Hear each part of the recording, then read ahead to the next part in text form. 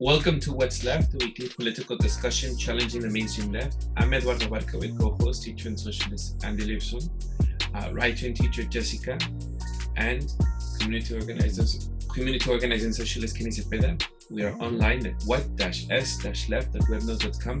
You can find that link to our blog in the episode notes, wherever you found this podcast /channel.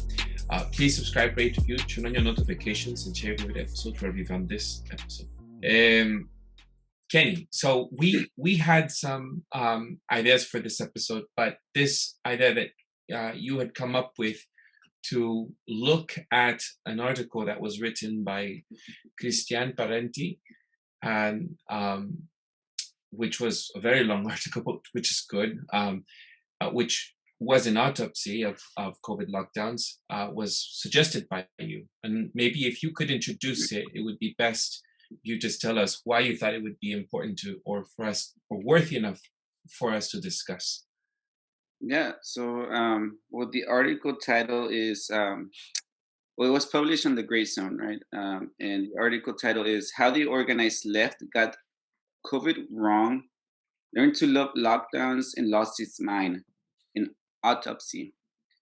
And so, I mean, just from the beginning, it kind of provoked a question for me, so he's saying that this thing is dead. That it's kind of, we're looking at post-mortem, right, of what happened. And so, I mean, in a way, like I'm trying to figure out where I stand, in terms of like, all right, so my life has eased a little bit, right? Like all that anxiety that I went through. And I mean, to be completely transparent, right, I got vaccinated. I'm one of those people. I was forced to, we recorded an episode for that. And to be transparent, it's facilitated, some access to certain places. It took a toll on me emotionally, absolutely. A lot of relationships are still broken. A lot of people, I still stand by what I said, what I think happened through COVID. I actually feel vindicated in many ways, arguments that we were making, right, about the vaccines, that, they never stopped transmission. They were never designed for that. We don't know the long-term effects. There's a lot of, obviously, data that's being held back or manipulated. So my question is like, when we read this article, I guess at the end, we can answer that. Like, is this thing over? Like, should we reassess where we stand about, these COVID passports, the fourth industrial revolution? Because in this article, like, there is no mention of that, the fourth industrial revolution. I think it does very well at explaining a lot of things that did happen that I do agree with, like hospitals making money, right, from the basically the government subsidizing what hospitals were losing. And, also people like Noam Chomsky losing their fucking mind, and asking for people to be removed from society, like many other leftists, and siding with the state.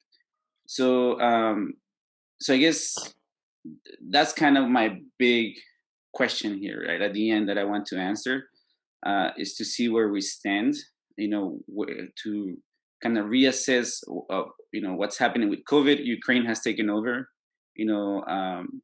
the creating paranoia for people. And COVID topics are being pushed to the background, but they're still there. If you are actually listening, if you're a person who knows what's happening, I think that this hasn't died. At least, I guess, to answer my own question, that's like, this is still present for me. I know it's still looming for me personally, even though my job currently, they're not harassing me, and I don't have to wear a mask. I'm still anxious. I'm not comfortable. I know that they're gonna squeeze me again, put me in a position where I'm gonna have to make tough choices. And so, I guess from there, I'm curious about your thoughts on this article, in terms of, what kind of arguments they're making, things that maybe stand out. And maybe we can start with that, with like things that stand out, where maybe you do agree with the article. Maybe we can go around. Um,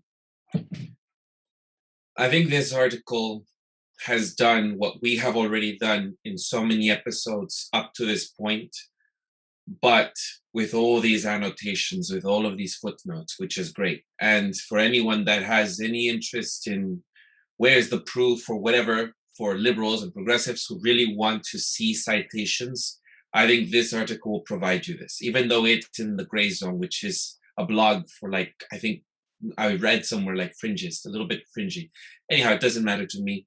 The point is, this is for anyone that wants to have all the ways to, combat or debate or to cite studies or anything that people have said in the past, from Twitter to science to Fauci to CDC, or how it reversed, how it didn't, how it changed, the history, the timeline, everything.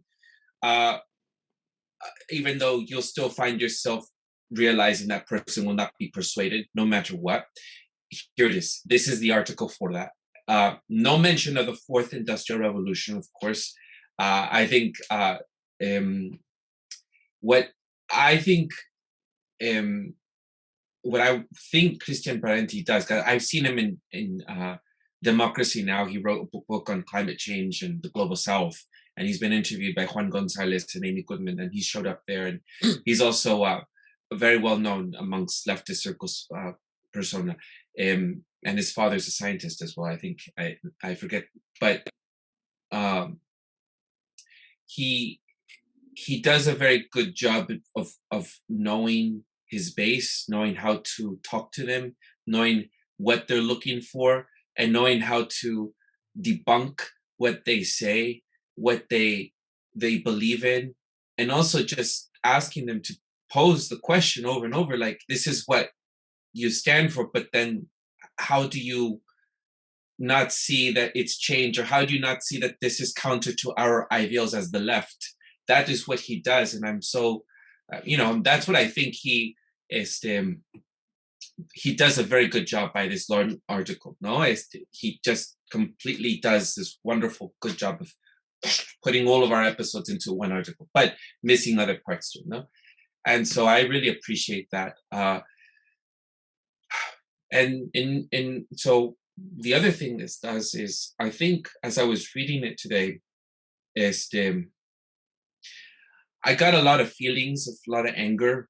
Again, I think just the upsetness, the frustration came up for me as I was reading this, because it's so clear and it's so in your face. How do you not see it? It's all of my friends from Facebook, from Instagram, from every one of my friends, not just, I don't mention them like people I don't have a lot, like most of the people that are on my Facebook are people I know in real life, from either people in Mexico, from either in Europe, or people it's mostly in San Francisco that the algorithms seem to target the people who read my stuff, because I don't know, I'm living here or whatever. But these are the people who I know personally, face to face, and anything I post is just considered anti-vaxxer. Anything I say is just dismissed.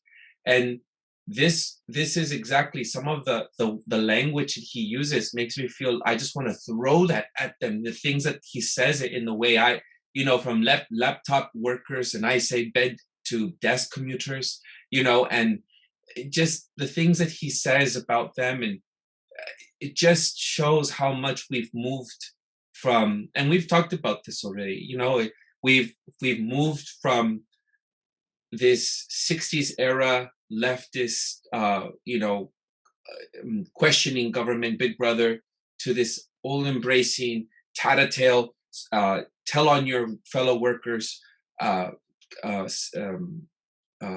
more of a leftist ideal or change in the way that we do things. No, it's just everyone is policing like they policed Andy, and it was a teacher who policed on Andy about the park outing that you had with your students, Andy. Hear your own colleagues saying where you bid because some students were talking about it, and then the teacher decided to tell administration. So this is what we've become. And so that's the way I just, it just brings up a lot of feelings. That's the second thing that came to mind. It was just like really hard and heart wrenching because I don't know, I'm still dealing with maybe some resentment. I'll leave it at that. Anyhow, those are things I think that's initially stood out for me. Of course, there are details, and we can delve into the details later. But that's my initial thoughts. Okay, so I read the article I read it twice. I read it when it came out, and then I reread it last night with a little bit more focus to prepare for this. I don't know. I mean, I guess I'll preface my thoughts by saying, on the whole, I thought it was an excellent article. I agreed with a lot of the basic sentiments, and I think the sort of main point that he's trying to argue, which is about sort of the left and, well, yeah, about the left and sort of especially the sort of foresight predicting that this is going to come back around, and they're going to be, I don't know if they're going to regret some of the policies that they have enacted and cheered on, but that it's certainly going to come around, the other way. I mean, in a lot of ways, like, this is such a perfect article for the Grayzone, I think. I mean, I read the Grayzone. I've actually learned a lot, especially in terms of like foreign policy, their coverage of Syria, their coverage of Central America, I think has been really good, like very anti-imperialist. Like, I wouldn't call it a blog. Like, I would say it's real investigative journalism. I don't know. I always have to kind of, like, if you read a lot of, like Vanessa Beeley and Eva Bartlett and Corey Morningstar, Whitney Webb, of course, like, I think if you go back and read some of the Grayzone's coverage of both foreign policy and the COVID stuff, like, they pretty like blatantly pilch work, or they did at least. So I always kind of, I don't know, I have kind of mixed feelings about that. And Blumenthal, right, who heads it up, was like very late to the party, like very late, and I think he's given some reasons for that. I'm sure it's not easy, but whatever. I mean, I'm not one to, however long it takes you, like, if you're coming to our side, great. And I think he's actually been a pretty valuable voice over the past, I don't know, year, maybe not that long. I did watch his speech on at the weekend at Defeat the Mandates, and I thought it was fantastic. Like, it was super pro worker, like, just a really, like, just a great speech. So I would anyway, we're not talking about Blumenthal, we're talking about Parenti. But it was like a very he was, I mean, Defeat the Mandates is a lot of, I mean, they had pretty diverse speakers, but it was a lot of, right-wing framing and stuff. And his was great. Like, it was, he was like, this is not socialism, like, this is corporatism. He had the crowd chanting, let them work.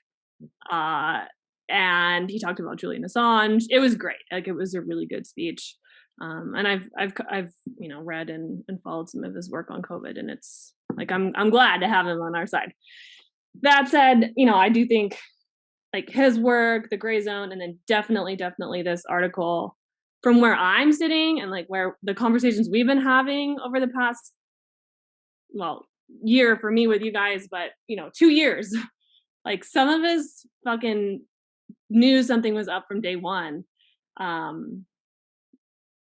don't know. Like, I just felt the article walked the line in so many different ways. Some of the premises that just kind of get, like, I don't know. We can get into some of the details. Like, I have some examples that I highlighted, but yeah, I mean, from where I'm sitting, I felt that it, like, really, I don't know, there was just some omissions and assumptions that I just was not, I didn't feel that it provided like a totally accurate picture of what's gone on. despite the fact that I mean, it's not like any article is going to be comprehensive, however long it is. And I will say, like, some of the ways in which it touts the line are the very reasons that, like, I'm probably going to send this article to my parents, who are very, cuckoo for COVID still. And I think, like, kind of like you were saying, Eduardo, like, for an audience, like probably a Grayzone audience, like, I think it's really well written, very well sourced, of course. But I mean, I don't know. Have you guys read, like, Michael Parenti? Like, not that we should always, I'm sure it's a really hard, like, father to live up to, but if you go back and look at his work, I kind of couldn't help but feeling like, hey, Christian, maybe you should go back and reread some of your father's stuff, especially when it came to the sort of pretty definitive statement he makes that, like, I'm not charging conspiracy. I think he said, like, I'm not charging mass fraud. And I'm like, really? Because I am. And even if we just take the numbers that he provides, like the reasons he provides in the article, how can you not? So yeah, I couldn't help but kind of read it in the shadow of his father, I suppose. Yeah, I mean, I'm glad, Eduardo, you said, like, how you felt about it, because when I first read it, I was happy. I was like, oh man, finally, because I'm familiar with Christian Parenti's work. I know that he's touched on all the areas that people who are kind of the left that's in love with identity politics, and the left that spans from the left wing of the Democratic Party into the revolutionary left, all of them, he's one of theirs, so the fact that Christian Parenti was writing an article whose intention was to say, what the hell is wrong with all you? Like, that was the thrust of this article. He was talking to the rest of the left that is enamored of him. He's written articles about the police and about the racism of the police. He's written about racism in South America. He's written about global warming. And a new recent thing about economics and resurrecting Alexander Hamilton. I'm not so sure about that, but whatever. I know less about that. But this guy, he's like on the left, and everyone knows him. And he's all looking back at all his friends and all the people who know him and saying, you have totally fucked it up. And not just in terms of surveil. He lists it out. Like, what is he? For the last 2 years, the left has championed policies of surveillance and exclusion in the form of punitive vaccine mandates, invasive vaccine passports, socially destructive lockdowns, and radically unaccountable censorship by large media and technology corporations. And he basically accuses the entire left not only of not waging a fight against the capitalist state or against the technocratic elites, but actually assisting them, saying, you have gone on their side. And so I think that's meaningful. To me, that was like, oh, good. Okay. He's one of theirs. I've never felt fully comfortable. I mean, I've called myself on the left, but I never felt fully comfortable in that milieu, because as a radical leftist, I've always not been I have struggled to know how to deal with left reformists. But he's one of them, and he's saying that. And so he wrote an autopsy. So an autopsy is about something that's dead. And I wonder if he actually believes the left is dead, which I'm willing to believe that, because I think when who is that black? Cornel West? Cornel West. When Cornel West went after and said, I'm going to vote for Joe Biden, we had a episode about that basically said it's over. It's a wrap, right? We basically so it's done now. It's like, and that was before COVID. And then when COVID hit and went, it was like, okay, now it's really dead, and the left went the way it went. It was, oh God, now they're coming after us, So I look at what on the positive side, and I've been feeling kind of positive these days. I'm not entirely sure why. I know that in Workers and Students for Choice, we've been having some meetings about, like, what are people like really feeling bad about, just try to let people get out that poison. And I haven't really had that much of late. So part of me goes like, okay, this is like Eduardo's been helping us grow plants. So this is like a dead body, which is the left, on the ground, it degrades itself, and then a little sprout shoots up where it was, and maybe that's what I'm trying to think of this as, is like, maybe this can be part of a left kind of joining with the rest of the party, which would be a good thing. There's a lot of debates to be had on people fighting against the fourth industrial revolution, against the metaverse, this stuff around transgender versus transhumanism. There are important discussions that I actually believe the left could, the historic left, the legacy left, could contribute and would have to be shaped by, because the other people, the libertarians and people who are more conservative, have something to say on all these issues that the left has to listen to and hear, and is going to have to acknowledge some of the truth of some of the elements they say, while saying, no, but I disagree with you. So I welcome that process, and I hope this is part of that process. I do agree with Jessica that it's interesting how he almost like he constructs an argument as if there was no critique of this whole thing that's been gone on, and yet he knows about it because Max Blumenthal has been stealing the stuff from people and writing it in the Grayzone. And I got no problem with Max doing. I mean, I don't have a problem with it. Maybe Whitney Webb does, but when they were writing articles about the digital passports, they were taking up this question of the fourth industrial revolution and the World Economic Forum and things like that. So am I supposed to believe that Christian Parenti hasn't read any of that stuff? I don't know. But nevertheless, I agree with Jessica, and I actually told this to Brandy, because she has some liberal friends who still won't move on this stuff. This is the perfect article to send them. It's like so comprehensive. It's like, here's a friendly, you don't have to worry about hearing about conspiracy or anything like that. Although you are, once you go that walk through there, you are going to have to come and join us in the people talking about conspiracies, and the people trying to identify what that conspiracy is, and the people trying to stop this world that's being constructed. And I actually do believe that if they read that Christian Parenti thing and started to walk through that door, even if they never heard about fourth industrial revolution or AI or social impact investments, or even critiques of global warming that recognize that they're going to use global warming to shove lockdowns down our throat, then those people I do believe they're going to have to come into this world, because that's the thing that I think people are holding people up. They know if they crack that door and start to question a lot of the things that Christian Parenti is starting down that road, it leads you down a slide. And I believe I personally don't think he's just going to hold himself right there at that point of refusing to acknowledge the actual reasons this is happening, instead of talking about big pharma trying to make profits, like it's FDA capture, or even that it's related to just Trump, and Trump derangement syndrome, which at least there's this person on the left who is willing to acknowledge that the fascism is not like all over there. But I wish he would acknowledge that, well, look, it's actually coming in through this door, not that one. But that's not even the largest point. So I was largely happy about it. But once you read more from those of us who've been doing what's left, I personally start to see all the parts that are really fall short in terms of really preparing people to understand what's happening. In addition to not answering the question, how could the left go 2 centuries of pro-worker fighting for rights and then suddenly flip? I'm sorry, it's not about Trump.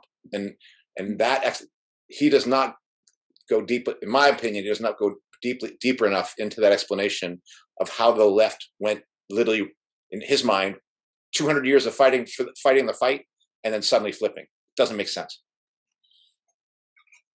Yeah, I mean, just a really quick, and Kenny, you should go, but I thought he put way, way, way too much emphasis on Trump derangement syndrome. Like, I'm sorry, but Trump was not that powerful. Like, yeah, it's absolutely TDS was a thing, but I mean, come on, like. Oh, and can I just say one thing? And this is something about Max Blumenthal, and I suspect Christian Parenti.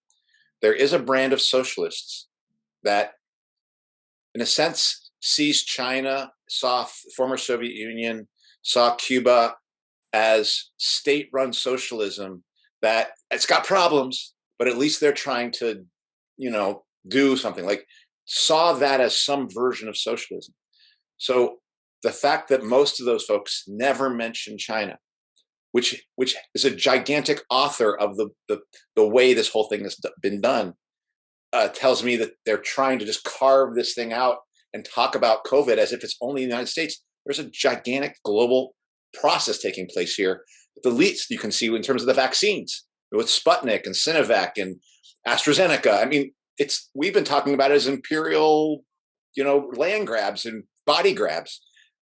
He doesn't even mention it. So I actually think his version of socialism is trapped in that old standard of like, don't want to critique China because that'll be defending US imperialism, or, and it's like, dude, there's no there. There's no side on either side, which we talked about before. And there are a whole set of socialists that have often supported China, supported the former Soviet Union, supported Cuba as some sort of socialist alternative that could be there for workers somehow. And it just had, it's because you spoke about China. I think that's exactly what we should be looking. I mean, you should be looking at everywhere. You should be looking at what's happening in Russia. You should be looking at what's happening in China. You should be looking at what's happening in the USA and every part of the world that is embracing this. And we're going to discuss Mexico with Allison's. But I think that China, and that's what I don't know, fringy could have been used or not used, whatever. But for the Grayzone, it's that I think that some of the critiques have been around being backing Assad or Kremlin, stuff like that. No, but back to China, he didn't mention it. And just last week, I was listening to some podcast. I don't remember exactly which one, and there was a drone in Shanghai because of they're doing lockdowns because only a few people get COVID, and then you have to shut down the entire town or city, etc. And so in Shanghai, they set up these drones with loudspeakers, and they tell residents, and this is the scary part, not to protest the city's latest COVID lockdown. And they have this video shared, and I tried looking for it right now, but I can't find it. I should have prepared with it, but I just found this article with that was viewed over 1 million times because people were singing, right? And the shows the drone flying over residential buildings after some people went to their balconies and sang to protest the lack of supplies during the lockdown. And this is what the drone says, it's please comply with COVID restrictions, control your soul's thirst for freedom, do not open your windows and sing with the drone's female voice. So this is a drone, like these are robots, this is the future, right? And so of course we should look to China because they're ahead of the game, but that's just going to happen. That's what we're accepting. That's exactly what we're looking forward to. The left, it seems like, for us to have here. And I guess just to jump from all that, like that's where I had a big issue. I didn't know he was Michael Parenti's, offspring, which even bigger critique for me, at least. I mean, it's unfair, but it's just again, it doesn't contextualize this in the bigger scheme of things, the global forces that that are fighting each other, because this is about Ukraine too. This is about Syria. This is about Obama and the war, the droning. This is about geofencing. This is about our future. This is about nuclear war. And so I guess I see what you were saying, that it's a good article to initiate some people. I guess I'm annoyed because I know that I'm a bit on the other side, because we've been wrestling with this, for 2 years, swimming against the grain.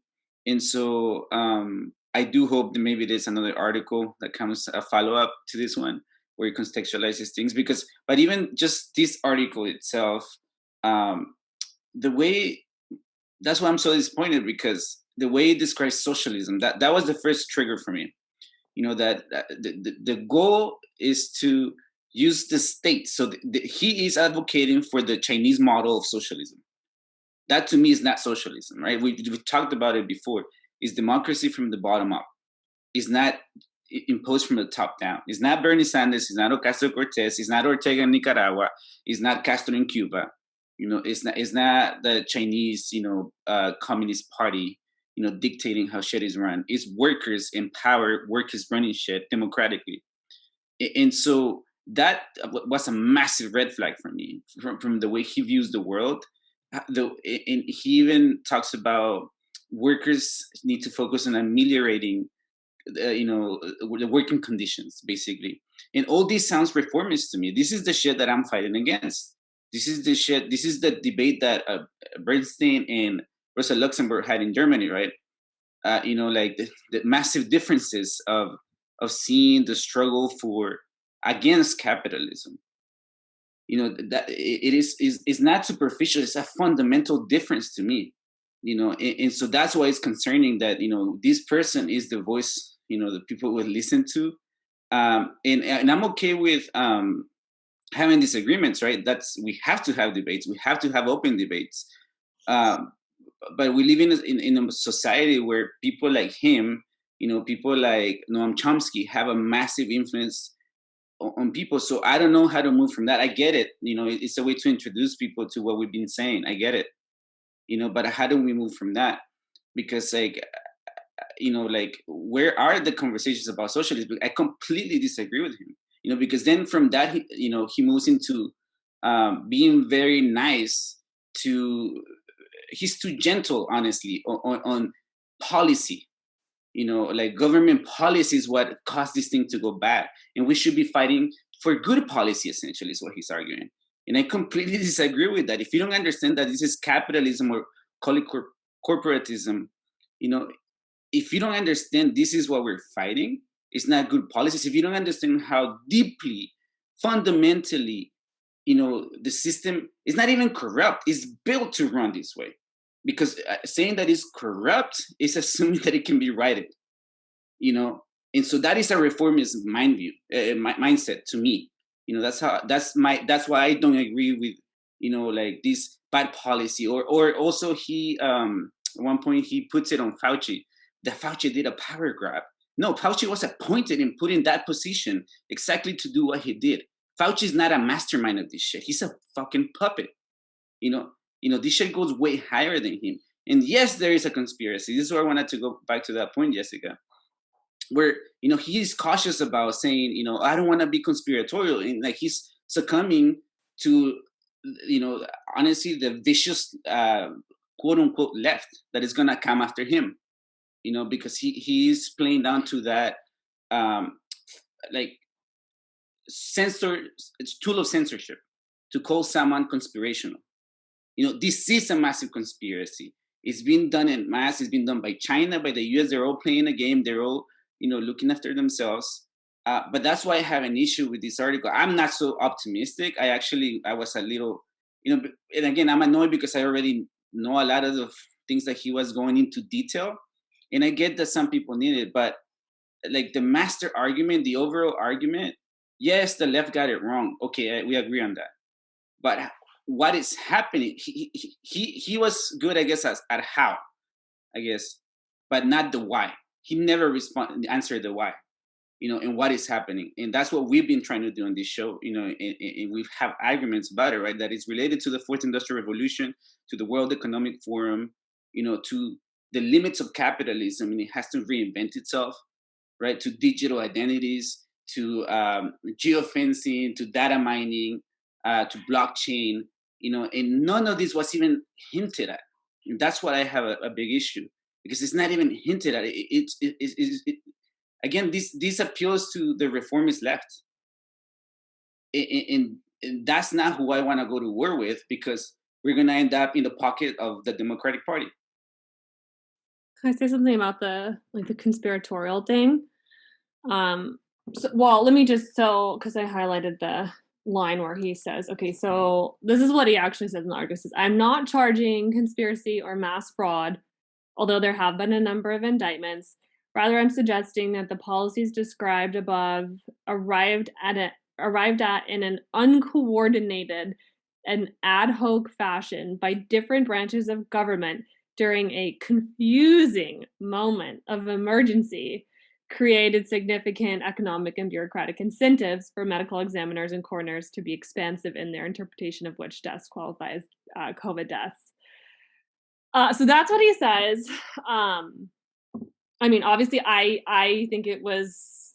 I don't think it was mishandled. I think it was handled, by and large, exactly how it was planned. And I do think it was planned. And obviously, he doesn't talk about the planning exercises or the DARPA involvement or any of kind of that darker shit, right? Which would bring it more into a fringe, I guess, role. But so on the conspiracy thing, so it's funny, I actually played one of Michael Parenti's lectures to some of my students a couple months back.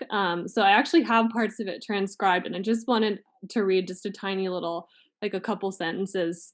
This is from I think it's called Conspiracy and Class Power, and it's a lecture that he gave in the 90s, I think, maybe early 90s. I'm pretty sure it was Ron Kind of Green posted like the full lecture, and it's great. Like everybody needs to go listen to it. It's like prophetic.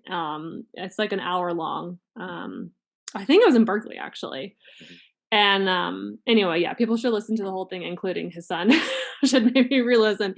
But I think this kind of ties together the whole point about like, was it conspiratorial, with like kind of your comments about how he's not really what did you say, Kenny, about how it's he's not really giving like a clear picture of the capitalist system or like accounting for the capitalist system, at least as we understand it, as well as like the, I don't know, I would say like overemphasis of Trump derangement syndrome. Okay, so this is just a couple sentences from Michael Parenti on conspiracy. So institutional arrangements may have unintended effects, but if the arrangements are serving explicit interests, how really unintended are the effects?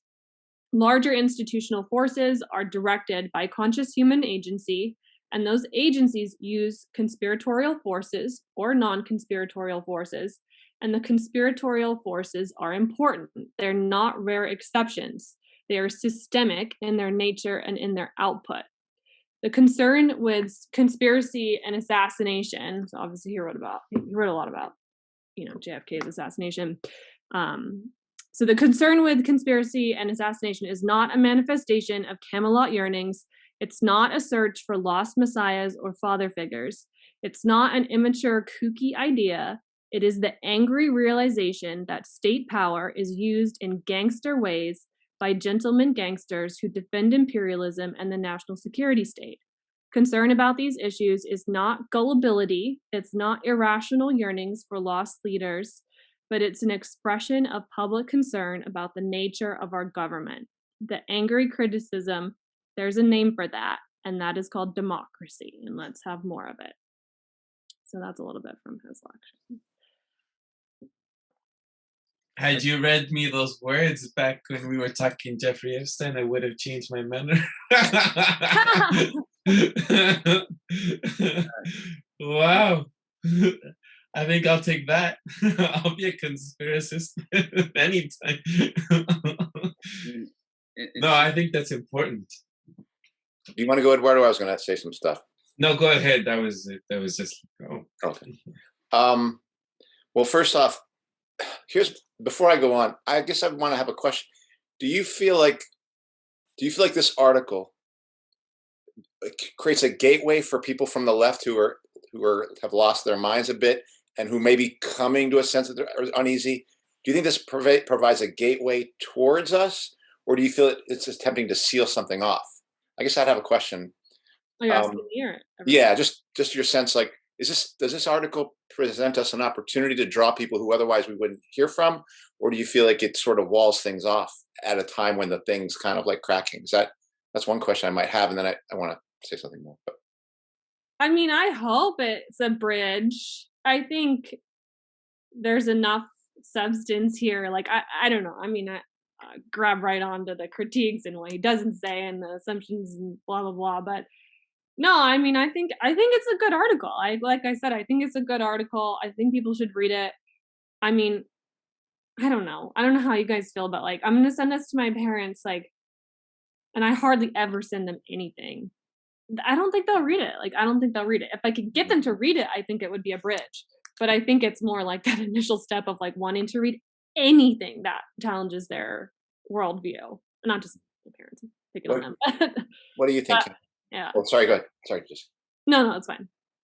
I think it can be, if it's followed with discussion, and it can be useful. But I think just by itself, it actually, I see a dead end. The dead end of reformist politics. We just have to get people that care and do the right kind of politics. Rather than a complete break, of the belief in this system. Because I think that's what that's what people need to do. The more disillusioned with this system that they are, the better chances are to construct and sprout that thing that you were saying, Lipson. And I do think it takes discussion of people that that are that want to go further than what the article was, because to me it's not a small thing. The whole fourth industrial revolution in China, in contextualizing that with Ukraine, and also like something else that I would throw to Christian Parenti is maybe read some Fabio Biggie, like some the economics of this, right? We've looked at different angles of this subject. Like I didn't expect it to be this complex, but if you want to understand it, you have to look at all these things that do interplay with each other. They're not disconnected, and so that's what I'm giving the hope that there is a follow-up article, to complement, because I agree this article in itself is long and it's hard to follow, maybe for someone who's new to this, and especially in these times where like most of us don't have the attention span because we're fucked with our devices and stuff. But I do see the danger of the dead end of always falling into the hands of the Democratic Party. He actually said, I listened to Christian Parenti interviewed by Max Blumenthal, like right after this was published. He had him on his like podcast panel.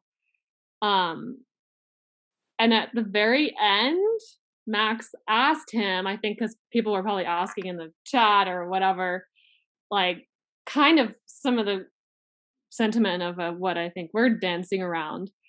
And he flat out said, like, I'm not worried about this whole fourth industrial revolution thing. Like he said the words, that he really sees it. He's more concerned about, I think he said like social control and like the mechanisms of social control, which obviously there's a huge fucking overlap in terms of the fourth industrial revolution and social control.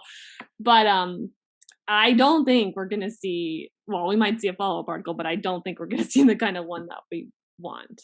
There's no follow-up article. Based on that. Like I was very shocked at how no. You just like shut that question down. I was like, and Max is just sitting there like, okay. So I don't know. What do you think, Eduardo? You said Christian said that. Yeah. Mm-hmm. Okay. Mm-hmm. I was thinking about how, well, to answer Andy's question, just it's hard to think. It's hard to imagine what would be the response.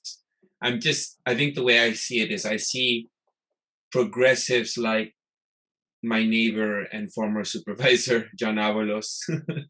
And then I think of nice, toasty Democrat liberal folks that I know that are my friends that just voted for Hillary Clinton and then voted for Bernie Sanders and then decided to vote for Biden.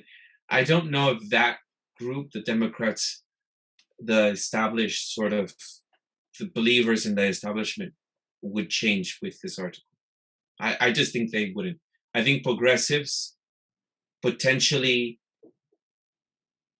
would change internally, but I don't think they would be honest. Or there would be something either in two ways. Either one, it would destroy some things about them that they'd have to confront. For example, their union standing by the not reopening of schools. They would feel as if accepting this would also then undermine their union work because they would have gotten it wrong and they would lose the public's trust. and the whole recall here in San Francisco and recalls of the school board around many of the states, they would then they would lose that support from the public if they ever decided to accept this. So I think they would be dishonest with the people. Now, I think there are other people who I would send this to, and I'm not going to say a name here. Certain friends would accept, would know this internally. They would say, okay, yeah, there's something going on, but they have so much to change that they would not want to admit they were wrong about it the entire time. And I think people's egos get in the way. And that is the problem with like, on here on What's Left, as I have said many times, looking back at episodes, I've cringed at looking, but I have put my life out here for everyone to see how I've evolved from the time we did this in 2018 to today. And it does, and Andy and I have had conversations like these before, where it does take something to be honest, and it does take modesty, it does take humbleness. I have been wrong so many times. I have changed so many times before this public, before whoever, like the 30 people who watch us, or the 100 people from podcasts, like whatever.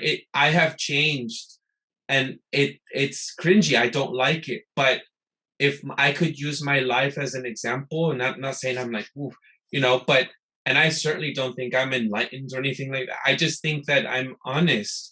And I don't know, and I do know, and then I'm certain, and then I'm uncertain, and that takes something for people, and people don't do that, and you have to do that. So if this would be sent, to answer your question, Andy, if this would be sent to someone, they have to be willing to be honest, and they have to be willing to be wrong, and they have to be willing to really be authentic.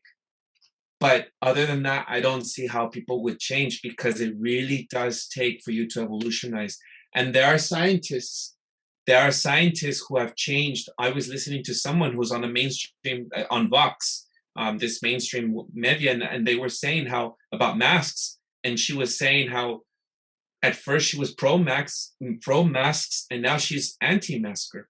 And she's like, I'm considered an anti-vaxxer, and I'm not an anti-vaxxer, but I've changed my position, and that takes something, and no one's that has to do with a lot of things, So I don't know. To go back to your question, it's just I will still give this to so many people, but I really do think fundamentally there has to be a willingness from people. There has to be a willingness from people. That's what comes up as I'm thinking about the question. It's hard to know sometimes too, like what will hit. Like one thing, I mean, this is a small thing, but I really did appreciate his little thing on tenure. I mean, obviously as a professor, that's, very close to home, but I really wonder like what some of my colleagues would think reading that section about the way that, cheering on these policies is basically like just because it's all we talk about all day long. Like, oh my God, they're taking away all the tenure positions, adjunctification. But yeah, I think you're right, Eduardo, that there's a certain like openness and humility that really has to be like your foundation in order to take in any, contrary information or call out, like however it's delivered. And what? Oh, go ahead, Anki.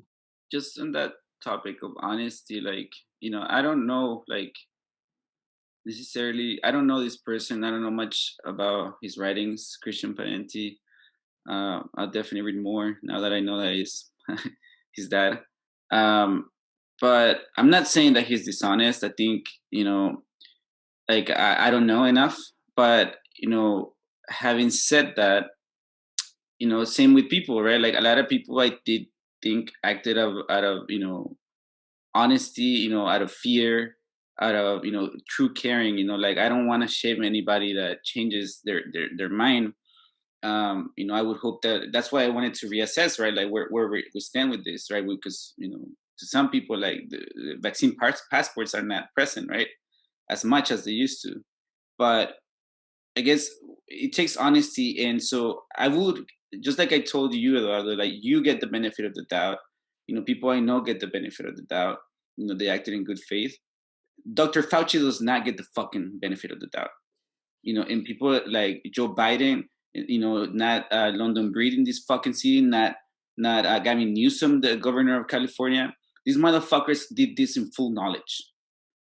You know, like they did not, they did not make honest mistakes. Fuck them. And this is what I would hope that this article gets people to do, to be fucking angry at the people that misled them. You know, because like, again, I would give my neighbor the benefit of the doubt. But fuck those elected officials or the people that took people's good faith, manipulated it, and pinned us against each other. Well, even Christian Parenti in that interview I mentioned, he said at the beginning of all this, like he was straight up like sanitizing his groceries and like everything. So yeah, I mean, I think it's helpful to hear as many examples of people like changing their mind as possible. Yeah, I mean, I didn't learn really anything from this article. Like, it doesn't say anything that we here didn't already know, but I guess you can't know, like, you know, 2+ years, like, there's still people who are realizing, like, oh, wait, you know, maybe the second booster is their line, and that's when they're, you know, or the third, like, you know, I don't know, we're all in different places. Like, if I was like 22, you know, I think I would have acted very differently. You know, Kenny, when you say that you don't give benefit, I think there are going to be people who are going to hesitate. And the best way to counter people's hesitation, and what really got me to see what people knew, they really did know, and they were being, they were just lying to us, is when you saw Gavin Newsom go to the French Laundry, or AOC go to the Met Gala and no mask. And when Obama was having his birthday, I think at Martha Stewart or something, and Boris Johnson in the UK, you know, having these secret parties. So these are the people in the know about how dangerous, how, you know, and here they are doing the opposite. So I think before, if I had heard you say like, oh, I wouldn't, I don't know, maybe I was very stupid and naive in the very beginning of this, if people want to look back at those episodes. But then it's like, why are they doing this? Why are they suddenly able to go? And our kids, my nephew can't go back to school. You know, our kids, and my nephew is fine, but a lot of kids in the Mission District and the families, they're not fine. And the article clearly says lockdowns kill. You know, we had more people in 2020 here in San Francisco alone die from overdose than from COVID. And that's serious. If you're not with people and you're not actually socializing people, do things that, you know, to alleviate that stress, to be able to not have that life amongst people. Are social animals, you know. And so so back to your comment, Kenny, you know, people, they did know if they were able to go to French Laundry without masks and private parties and do all these things, and AOC going to that Met Gala. So I'm just thinking, oh my goodness. Well, listening to you all talk has shaken a little bit my confidence about this article as a potential like little baby step, you know. I think the discussion of, or Eduardo, listening to you talk about honesty, and Kenny talk about honesty, because Christian Parenti here is not being honest. I have to be clear. It's very hard for me to, I mean, okay. It's hard for me to know where dishonesty and just being essentially a political child is. And the left has been like a political infant, like it has no knowledge of anything of the world. Apparently, the nightmare scenario at the end of this article is the election of the Republican Party, right? This guy doesn't agree with the Fourth Industrial Revolution, but oh my God, look what's going to happen now because the Democrats have screwed it up. We might get the Republic. Am I supposed to? Like, are you kidding me? Like, you are. It is kind of like. So I don't really know, but I would say my personal sense is I have seen in my own socialist organization, I have seen within the union, I've seen on the left, I've seen on the revolutionary left, in the radical left, I have seen a culture of toadyism, sycophantry, of people kissing up to people who they think are above them. And I think, honestly, that's kind of what Christian Parenti is trying to do. He's trying to be nice. He's trying to be nice to he knows his audience loves the Democratic Party. He knows his audience loves some of these things. He doesn't want to accuse them, these things, these institutions, of literally having a diabolical attempt to kill them, and wants to say, hey, they might not have known what they were doing, so you can still listen to me. And he's trying to hold that posture while leveling a critique. So because he wants to stay in their good graces. And I'm familiar with that. I'm familiar with kissing the ring of of people in leadership before you criticize them, So I'm gonna praise you, and then I'm gonna make a little small critique of you.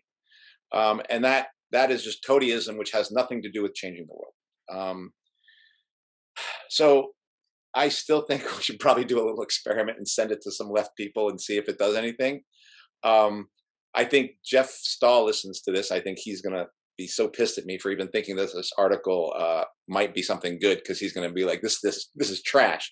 But when he says, like, the first time I had COVID, I was like, what? Yeah.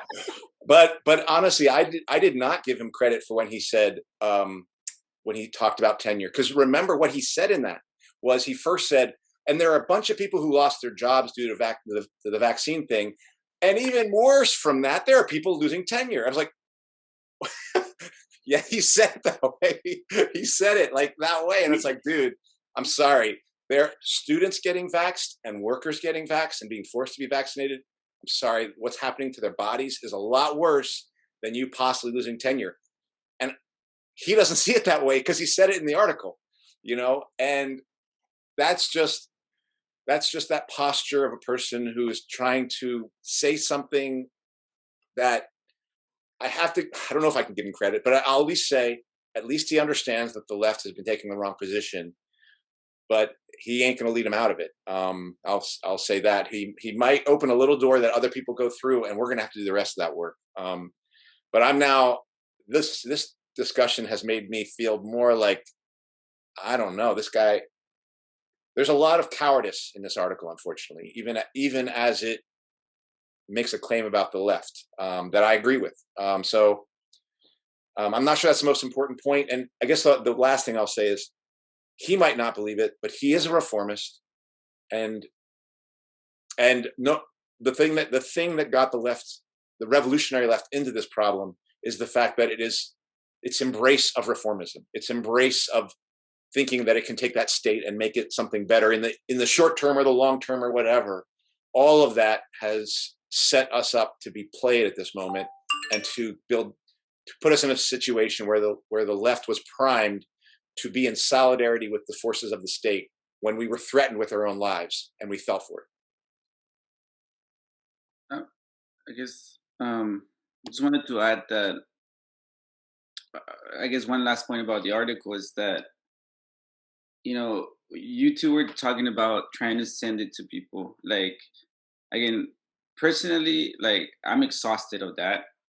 Like, at this point, I'm not trying to convince anybody. I've made my arguments. We've recorded these shows, right?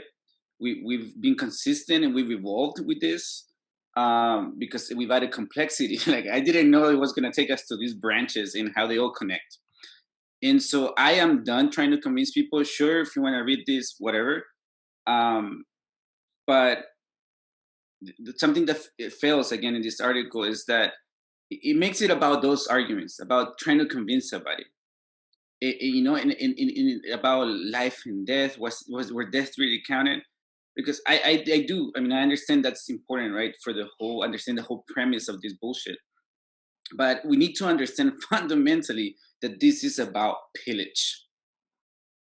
These whole last 2 years have been about pillage. It's about, squeezing those families that you just mentioned, Eduardo, in the mission.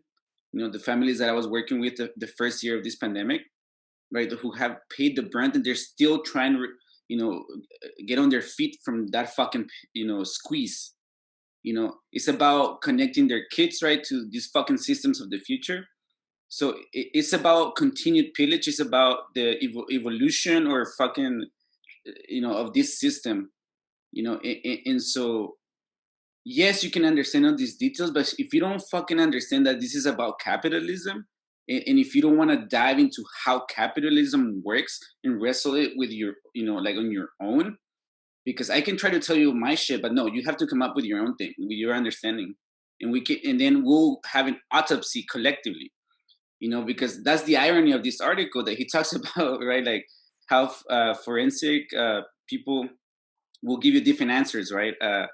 For how someone died if they had multiple illnesses, But what I'm telling you is that capitalism is a cancer that involves all, everything. It's not just one thing or the other, and it's a cancer that, like we've argued, is gonna end in war. It's gonna involve all of us, and so we're gonna pay the price. And so again, this article fails to demonstrate that, to argue that, and that's why I'm like very skeptical as to the idea that it can be used to direct people into a more radical side, because I think because of his approach, being too fucking nice, being too kind, being a coward, and I agree with that, Lipson, being a coward, because I think he's choosing his fucking career at this point on that. Now, it's true. He wants to hold that position, because, otherwise he would have lost friends a while back. And I don't know where he was, but my point is that I feel somewhat vindicated because I was like, yeah, we were arguing this shit. We talked about this shit, but it's just a finger wag at this point to hold his own power in a way. But I don't know. I guess I'm just not very optimistic in like that understanding of socialism. That was the first thing that pissed me off, because that is the dominant understanding. I really don't know many people that are revolutionary, like, and understand the system enough. I'm not pretending like I know it all. Hell no. I'm still learning. I'm still, I have to wrestle with more things. And actually, COVID, these last 2 years have taught me so much of how this system actually works, because I didn't know shit, and I was a political child, and I'm still trying to grow up.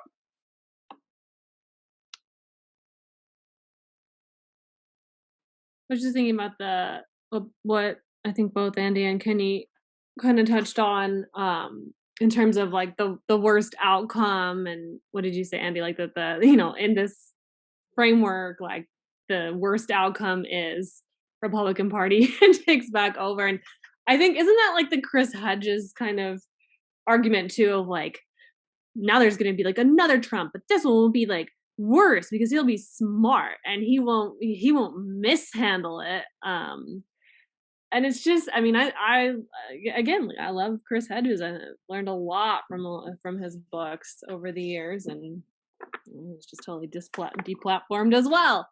But I mean, it's just at this point, the left, right, and I know one of the framing questions that you provided, I think Kenny was like, well, what does the left even mean, right? Like that's another kind of theme that we keep coming back to. And I mean, it does feel in so many ways so obsolete. And I just like, yeah, Trump fucked with people's minds, like for sure. Like I've seen it in my own friends and family, like before I was like, something happened in 2016 and they cannot get off that train. I don't know what it is, but I mean, come on, like what Obama did in Libya, in Syria, let's go all the way back to Occupy, right? Like Obama fucking bulldozed that shit. Like I was there, I saw it happen.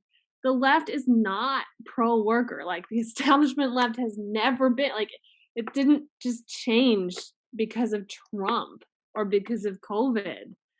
And I mean, Trump, like let's conspire, right? Like, let's look at the WikiLeaks leaks. Let's look at Hillary Clinton's emails. Like, Trump was basically handpicked by the Democrats. It's the same, left wing, right wing. It's the same fucking bird. Like, a vulture. It's gonna eat your dead, brainless body. I don't know, like the conclusions that people like this draw, it's bad times. Wait, did you actually make that up? Left wing, right wing? I've never heard that before. She I heard just people said say it's the the same- same bird, think but she that's said it's a vulture. Same bird. Same bird. 2 wings, same bird. That's refreshing for sure for me. The metaphor? Okay. Good. I mean, it's what you're saying just reminds me of what I remember. I was driving to somewhere on 19th. I was driving, and Andy had called me, and we were talking. This is what 2020, I think. I don't remember. Well, we were talking, and I was driving, and something hit me, and I said to Andy, for much of, we criticize the police, but they're workers. They're just collaborating with the state. I mean, they're working for the state, but then the state is also going to just screw them over just the same. But they don't. So they're workers, and then we talked about teachers, and then do you remember that conversation, Andy? And then I said to you, they remind me of the police. Do you know? They remind me of the police. They are now and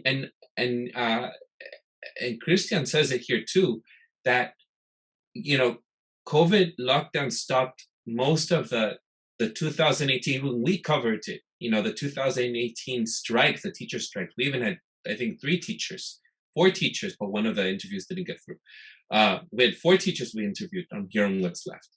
And I like those yellow light colored living room, Andy's place on Shotwell Place, interviews that we did with my phone that didn't last very long. We did 15-minute segments every time. Do you remember 20 that? 20 minutes at a time, and it would drop. 20 minutes, drop. That was our tech back then, So if people look back at that, it's horrible. But those were real conversations that we had with teachers back in 2018. We had conversations with Kenny where we squeezed each other up in that couch, all of us together. So, and then that was the 2018 teacher strikes. And then all of a sudden we're seeing how teachers are saying, go to your screens and we'll protest from there, So most unions were collaborating with the state for forcing workers to get vaccinated or be fired. You're supposed to take care of workers as a union. You're supposed to be there and say, they don't want this. We're not going to do something against workers. We're not going to, and we know many workers that are still in hiding or just quiet in the district that are unvaxxed. And they're too afraid because they know their union is not going to protect them. So I'm just thinking of how much this left, so-called left, has collaborated with the state. And it used to be the criticism towards the Democrats. Now I see, all of the people who consider themselves to be so WOKE, woke. This is to some people, if they ever listen to this, maybe I'll just copy or whatever, cut this section and then paste it, the video part of this, on my Facebook to load so that people can see it. But there are people who have had these social media wars, debates, whatever, that I kind of feel like I've lost 2 hours of my time during those days. But these are real people. They aren't people that I don't know. And I've discussed things, and they've always said there's no abuse of power. COVID is COVID. But I had a hard time proving that these policies, this legislation was being used against workers. And if we just see Title 44 or Title 45, the one that is being used against immigrants coming into the country because of COVID, now with the Ukrainian immigrants coming through, now they're letting them in. We can talk about the difference in how they're being treated versus other workers. But the point is, suddenly COVID isn't the issue to let these Ukrainians in, because COVID was never the issue. It was just a way to stop workers from entering the country. It was just abuse of power. It was abuse from the CDC. It was abuse. that's what they did. These emergency powers did. And that's what the left has been collaborating with. So I just thought of that because it's like, Jesus, everyone was believing that these COVID policies were there to protect us, but they were used specifically what they were meant to do, to deter workers from movement, to keep us, censored, and to also teach us how to obey more. But I'm just thinking of that now because that's just what we're seeing at the border right now. And I'm I put my ears, towards that community, the immigration movement, because I always think about what's happening at the border. And Title 44 or Title 45, I forget which one, is the one that is, didn't mean anything. It wasn't about COVID. It was never about COVID. It was Title 42 on the expulsions at the border. By the way, I just wanted to correct that. I said 44, it was 42. It's less than 40% of Ukrainians that are vaccinated, by the way. Just thinking about immigration policies. Right. They were one of the countries that wasn't very pro vaccines, right? But we're the Nazis. Not saying refugees are. Right. Well, first off, I kept on forgetting to say this, but this is actually our 202nd episode. I don't know if you know that. We've had 202 episodes. So we've been doing this for a while now. I wish I could bake a cake for you guys. Not my 200th episode, but you send us a digital cake. Metaverse cake. That's right. That's so lame. Meat in the metaverse. Ones and zeros are delicious. But I am my sense of confidence around what this article can do is fading. Because I do think the two things we talked about of being honest and having courage, this article is lacking both of those things, and you can't get out of this without that. And Eduardo and I have had so many different discussions and so many arguments. But like I always said to you, Eduardo, the one thing I've always appreciated is your honesty. You don't move goalposts. You don't move things around. Like you stay in your lane. You say, you haven't moved me from this. So sorry, I'm not going to change my mind. I changed my mind, but you don't change my mind. It's the events that happen in my life that shake me. Yeah, exactly. But you are firm in that. And that's why, so for me, Christian Parenti can write this large article, but what you have to say about all this is really much more valuable and much more insightful than anything. This guy who's written a bunch of books, and so I think I've kind of shifted from thinking that this was something. We'll see. Maybe this is just maybe. And I really appreciate what you said. Is he said that an autopsy can have like so many different ways of looking at it, and maybe his reading of this autopsy is itself an expression of the continued death spiral of the left as it refuses to give up its hold on the Democratic Party, its belief in reformism, and its belief that the state can be used as a tool to help ourselves, and when it's constantly being used as a weapon against us. So, and this guy, Christian Parenti, who wrote books on the police way back when in South America, I don't know if he ever knew it, but he seems to have forgotten it. And I guess now his big thing is Alexander Hamilton. I just didn't want to end the episode without one other major thing, at least for me, in terms of like providing evidence and a clear, tracking, what's happened is, correct me if I'm wrong, but I don't think he ever touches on the fact that the PCR test is worthless as a diagnostic tool. Nope. And so all of these numbers that he's providing, and I know he critiques the way that the numbers are presented and everything, but I really think that PCR question is so fundamental to understanding like how this has been carried out, because it underpins not everything. There's other types of tests, but the majority, especially back in 2020 and 2021, you know, it's just crazy that like that's when we say that number of cases, like it's meaningless. It's totally meaningless. So I think that should have at least been acknowledged, if only briefly. But again, maybe that gets too close to conspiratorial, right? Because you look at what happened to Carrie Mullis and all of this. So I don't know. I the other thing I wanted to mention too, his Christian Parenti's wife wrote an interesting article back in 2021, also for the Grayzone. I don't know, this family just turns out writing, I guess.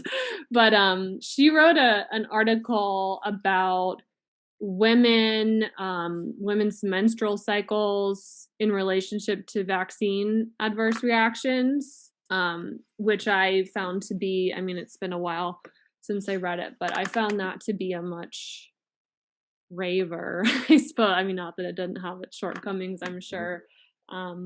But I think, you know, if you're looking for a piece that actually, I don't know, might lead somebody to draw some, I don't know, better or at least more provocative conclusions, I think that's another one to look at. Maybe I'll send it so we can link it. And then one other thing as we're ending and wrapping up, I just heard of last week, naturopathic doctor is being prosecuted for having given out 200 vaccination cards without, you know, for not having, for folks that were not actually vaccinated. So I just think, Jesus, you can't, it's very scary to live here. That's kind of shows that, you know, this thing is not dead, you know, like at least I believe that it's not. I'm still with my guard up, you know, like I started earlier saying that obviously I did have to get vaccinated for my own reasons, and you know I ended up getting the Johnson and Johnson, but like that was obsolete like 3 months after getting vaccinated. And you know now I have people who said fuck it, hell no, but they're gonna face that the challenges that we face, you know, I guess when I was still in that boat. And I'm still in that boat. I mean, I you know, like I got a vaccine, got me to Canada, came back. I'm still vaccinated according to, you know, full vaccination bullshit. And so this thing is still here, still coming, still moving in the background. You know, there's a lot of people who are still fighting or in their own ways, and you know, we'll see if we get more people to join, right? And I guess you know it doesn't hurt to try, you know, to send this article out and see what people think. But I do think it has to be followed up with, you know, discussion and like at least personally some like empathy, I guess, you know, like to understand that, you know, this is not a small thing to understand. I couldn't have understood this without this show, you know, without all the people that we've talked to, without all the discussions, all the agreements, disagreements. So it's not easy, you know, to look at the full picture, you know, and obviously I don't know, again, Christian Parenti, I do agree there is lack of courage. I still don't know about the dishonesty. Well, I guess because he's protecting himself, but I again, just to reiterate, I do think masses of people acted in good faith, you know,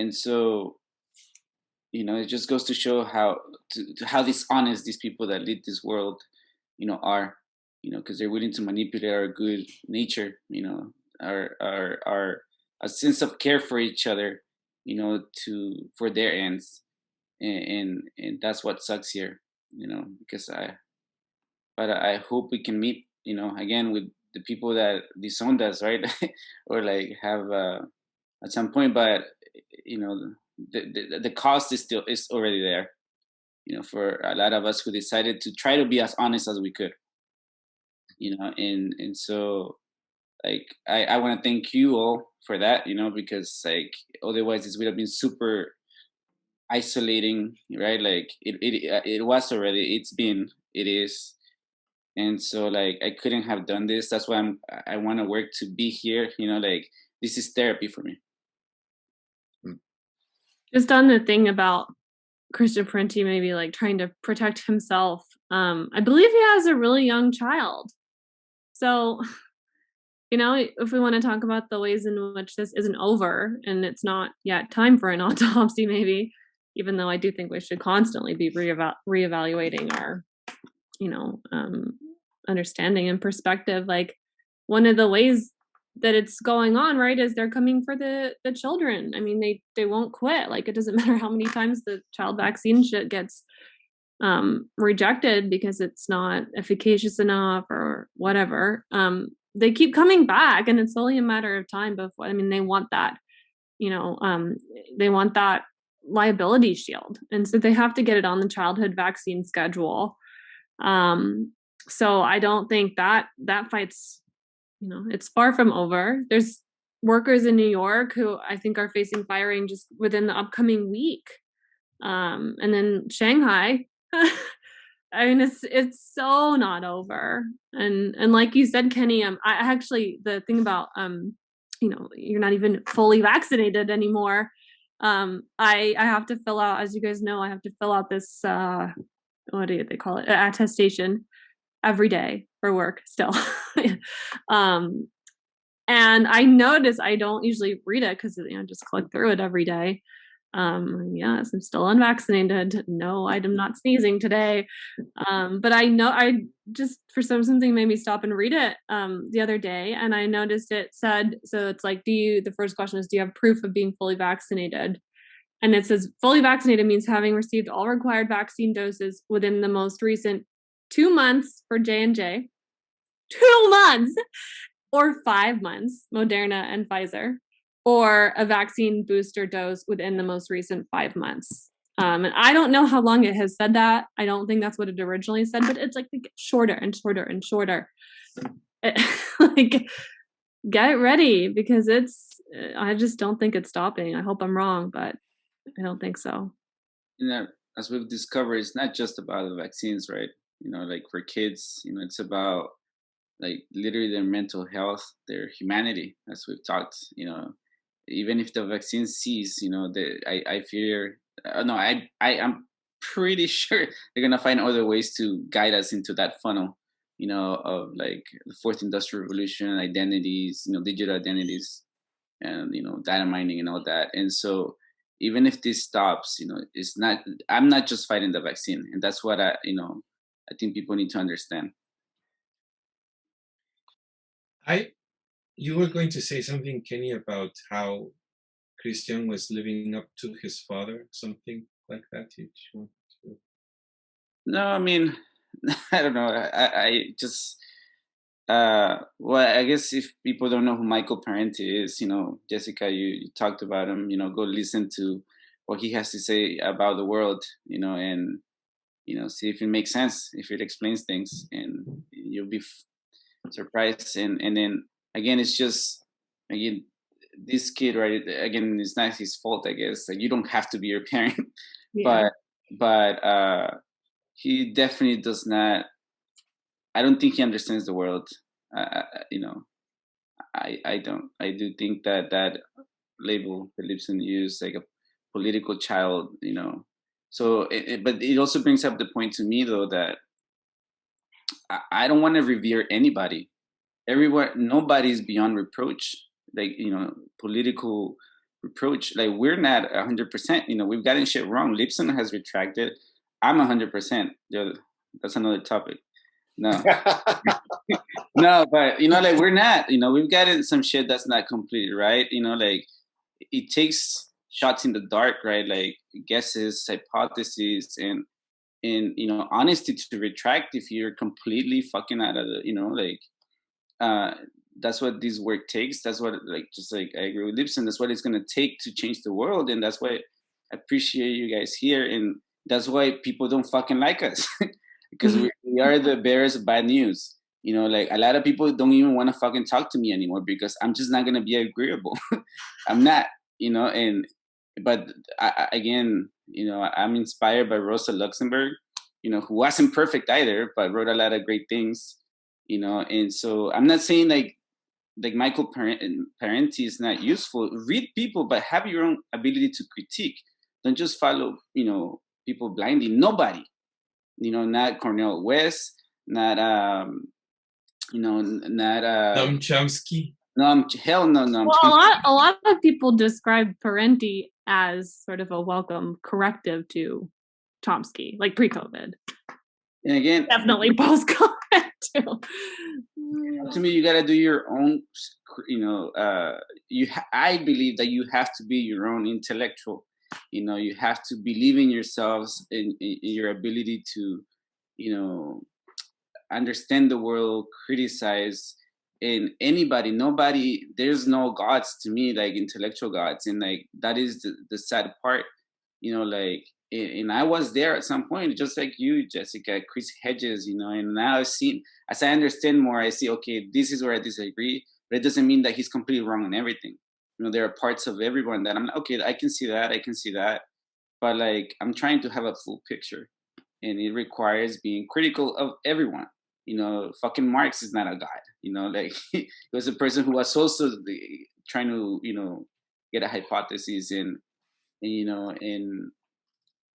yeah, but obviously if you're trying to understand the world through what people tell you it is, that's a fucking problem, because we end up with the COVID narrative. No gods, no masters. Yes. But before people get too far away from somebody worth listening to, do remember that next week Alison McDowell is going to be here. So we talk about digital cash transfers in Mexico. And actually, I think it'll be good to have her here, because she's actually been dealing with some criticism of people saying, oh, she's putting herself up there like this, person who needs to be followed. And I was like, no, mostly what she says is, this is what I see the world coming. Do y'all want that? It's like, that's what she's asking, and it's like, okay, you want it, here it comes. Or if you don't want it, well, what are we going to do? And I believe that the things that she's talking about are going to help people much more understand the world that's being put into construction in front of us. What we do about it, I think a lot of us are wondering that question. So I think that also is going to start what I hope will be a theme that Eduardo and I have talked about, of talking about Mexico, Mexican Revolution, things like that. But I think the interview next week is going to be talking about Mexico right now being used as a kind of a political laboratory, an economic laboratory for the Fourth Industrial Revolution. And we've seen that in many places. We've seen it in India and Africa, but I think this particular story, I think people listening to this episode, if you're going to listen next week, you should read Christian Parenti's article, and then we're come back next week and listen to Alison McDowell talk about what's going on in Mexico and compare like what they're describing, the world that they're describing, and ask yourself, which one do you think is really in play? But Kenny, I'm glad you just posed read this article. And actually this discussion has kind of shifted me a little bit on like the value of it. I was a little more hopeful that this might be some sign of life in the left, but maybe I'm not as hopeful right now. Can I? What's left? Like that's the rhetorical question. What is left? Still nothing. Can I just share that I went to the San Francisco Symphony on Sunday, and it was about 200 gay men singing their choir, and they had just like 3 people had the masks on in the choir, and I was thinking to myself, why are we having this event?